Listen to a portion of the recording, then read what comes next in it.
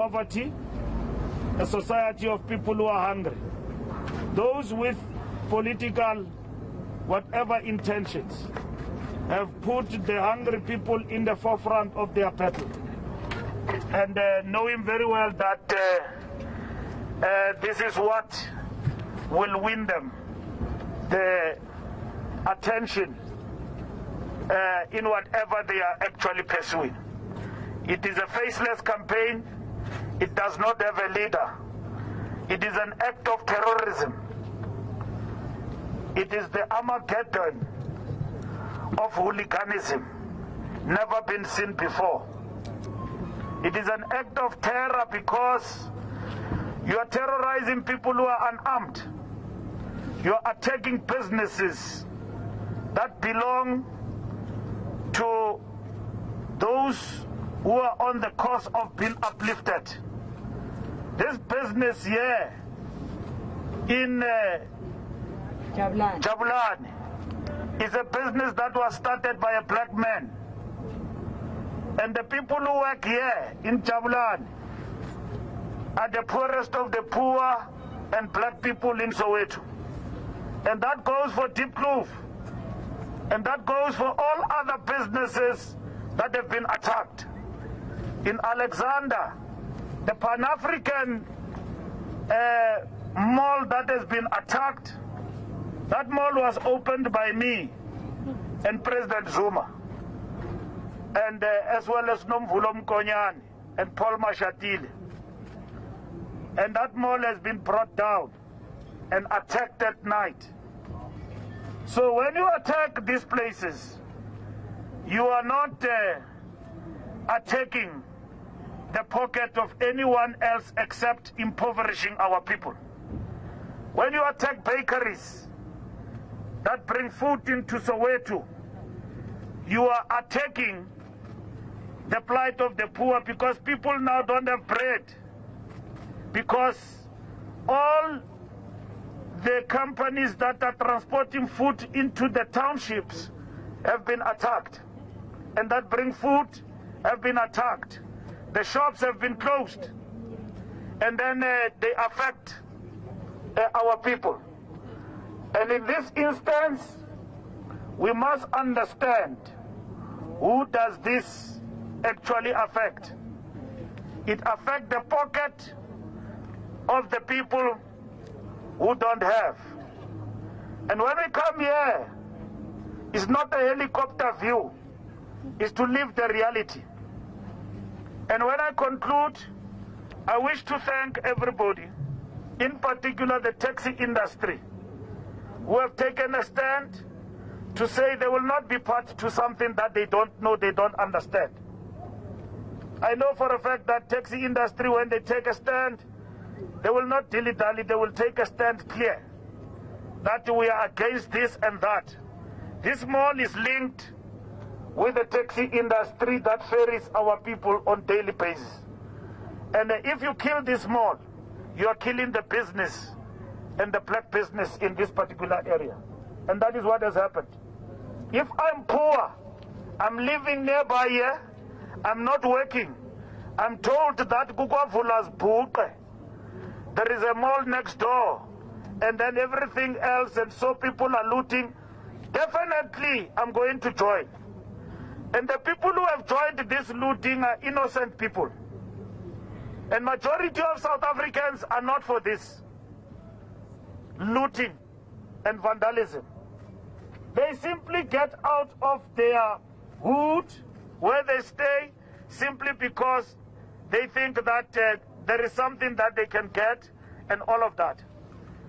And so it is not a revolt of hunger. It is a revolt of anarchy. That is why we call it anarchy, because it does not have an identity. It is something that anyone else follows because it is happening. So you can argue with us about it. Do we have the capacity to stop it? Yes, we do. And how do we stop it? It's not only law enforcement.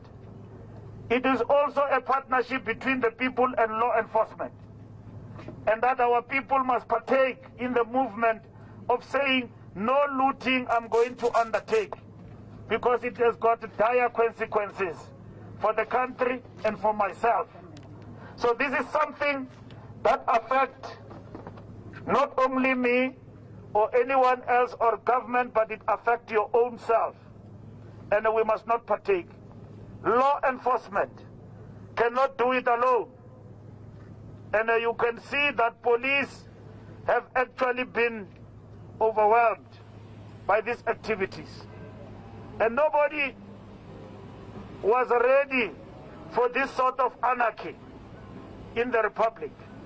So anyone who says that we were ready for it, it is another matter which we not have to subject ourselves into a debate. We've got to do away with this and attack it decisively.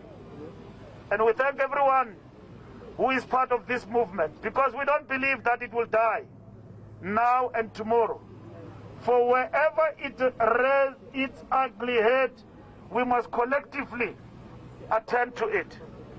So I will give to my colleagues also to add and to give their impressions before we give the media for Q&A.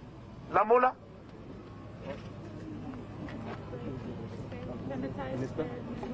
I don't have COVID. Asymptomatic. You can't say that.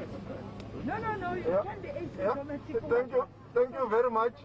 I'm not going to say a lot because I think Minister Mbalula has already said a lot. It's just we'll have to deal with the questions and the answers.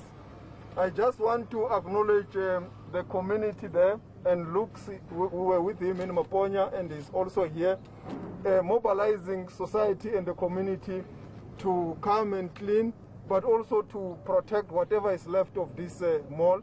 And that is the kind of spirit that we expect and we call upon from all South Africans across the country. Members of the community standing up, protecting whatever that they still have next to them. Where there is looting and vandalism that is continuing, members of the community working with law enforcement agencies to stop it. So that is the spirit that we're calling upon across all the country, and I want to specifically acknowledge him for that, because it is because of such heroic deeds that we're still having this kind of infrastructure not being bent down to the ground, because they wanted other things, but at least it's still there. It will take some time to rebuild, but at least there's still something. It's because of the heroic work of the people of this area. Sanitize? No. Sanitize in too. No.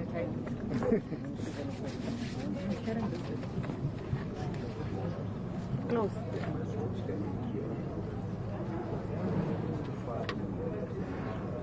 I thought we were done. Lamula was closing.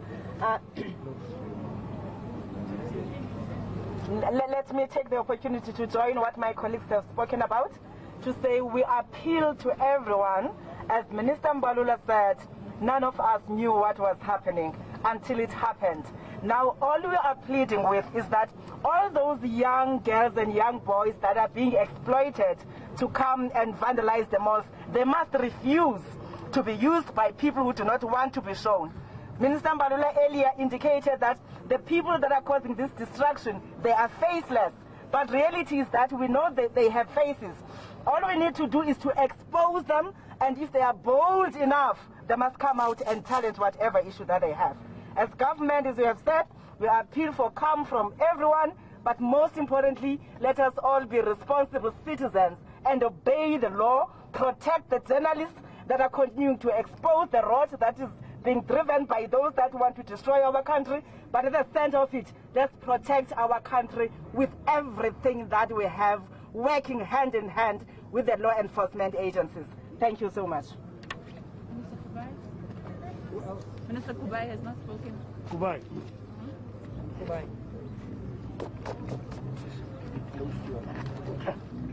Thank you. I think colleagues have said quite a mouthful. Firstly, just to indicate that interacting on the ground with people who have been affected, these are not just numbers, these are families. These are people some of us grew up with in this township of Soweto. part of the painful thing is that it takes away hope of those that had thought that they've got something that they can put food on their table.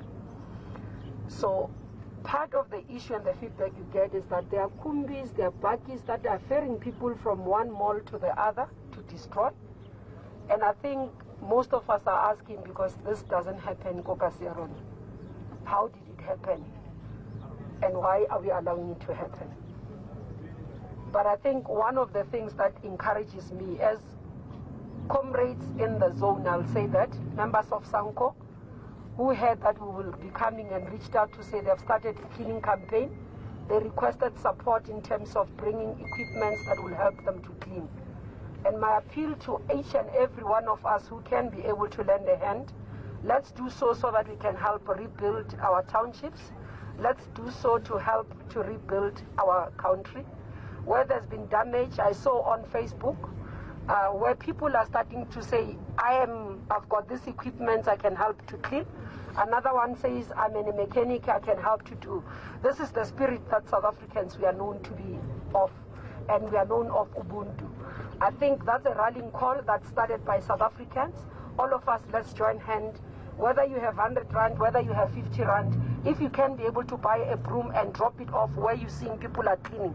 If you see them cleaning, like now, Bako Jabulani, Bumebamo Jabulani, who are seeing these people cleaning, so play to overfare so that they can continue to cleaning. That's the spirit we are calling for. As government is working towards rebuilding, taking charge and making sure that Takari does not continue, ours as communities is to help to rebuild. We all have a responsibility and we all have a role. We are appealing because this attacks, when a distribution center is attacked, when logistic transport is attacked, in the process you find that there are medicines that are meant to go to a particular area which are meant to save lives. So you are actually terminating people's lives prematurely by not allowing for the equipment and the medicines that they need to reach to them. What we are seeing is not correct. It's only us as we work together, as other colleagues have appealed, that we can restore our country back to where it is. Let's work together to rebuild not only Gauteng, but to rebuild even KZN. Thank you. Thank you so much, Minister. Ladies and gentlemen, are there any questions? Please, I see your hand. I think let's take the first round of questions, and then that will dictate whether or not we'll have round two. But the floor is yours. Thank you. Slinda Lomasigana from eNCA. With all due respect, ministers, I think you've all told us what we all already know in terms of the devastation, in terms of the orchestrated criminality that's taken place. What South Africans want to know now is what's going to happen next. Minister of Health, when does the vaccination rollout begin again in the two provinces? Minister of Transport, when do we see the N3 opening up again so that goods and services can start flowing? Minister of Justice, when do we start seeing action against those that have incited this violence and those that took part in it? Minister of Communications, what are you doing to assist in terms of your department helping law enforcement officials to track down many of what we've seen on social media of these faceless people continuing to incite this violence? Thank you. Maybe let me start from health point of view. We've not stopped services of health across the country. What we have done, and actually vaccination continues to happen. I've been to many areas. Alex, yesterday as well, I was there.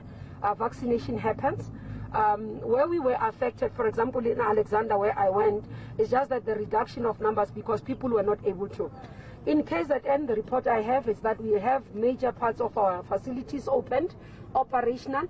Where we have asked for the security cluster to support us is transportation and protection of our healthcare workers so that they can be able to reach to the destination and do their work.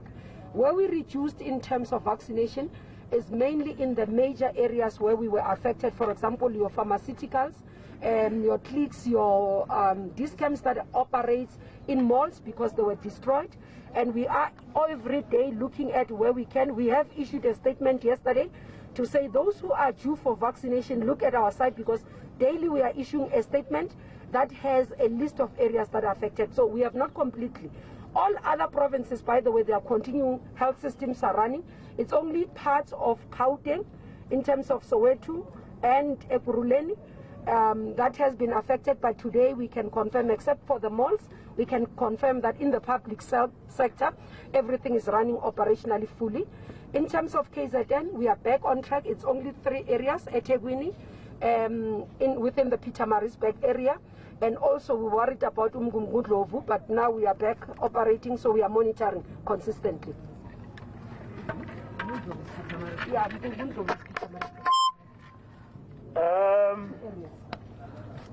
We know it is not going to be easy. There are many attacks that have been planned because this assault must be sustained. We know that. And every day this assault is preparing us to defend our country and to defend our democracy. It is not going to be easy, as wherever happens in this country right now, we know for a fact that is not an accident. Someone somewhere is planning these attacks. They are using poor people's plight, knowing very well when you send a hungry person to a looted mall that is unguarded, that person will go. When you vandalize a bakery, an unemployed youth in the street, as we are being attacked by unemployment, they will respond. And wherever they are laughing at us. They are enjoying themselves to have brought down a black man's business. And yet in the corners and the social media, they say their ideology is to liberate a black person. They have brought down clinics. They've made it impossible for our mothers who are sick to access health facilities. That's what they've done. And therefore, where they are, they think that is victory and that is a revolution. There is no such revolution. It is anarchy. When we brought the townships to a standstill and did what we did at that time, it was to undermine an apartheid system. This is a democratic order.